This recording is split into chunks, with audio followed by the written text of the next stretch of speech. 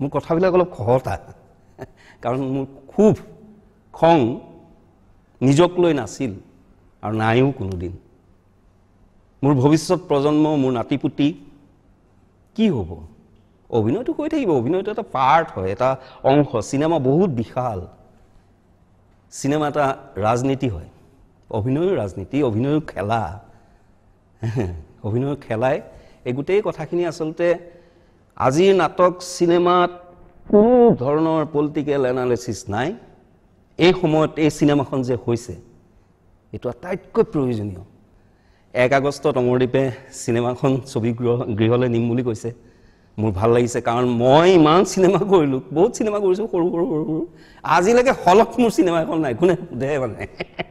যে হেৰি তো কি কৰা আচলতে এখন প্ৰথম ৰিলিজ হ'ব মই মানে এটাই ভাল লাগিছে যে এনেকুৱা এখন সিনেমাত মই কাম কৰিছো যিখন সিনেমা 1 আগষ্টত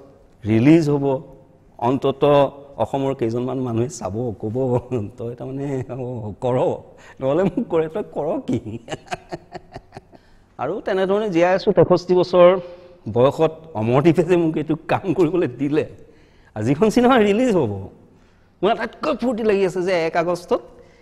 এনেকুৱা এটা বিষয়বস্তু অসমৰ মাজলৈ যাব অসমীয়া মানুহৰ মাজলৈ যাব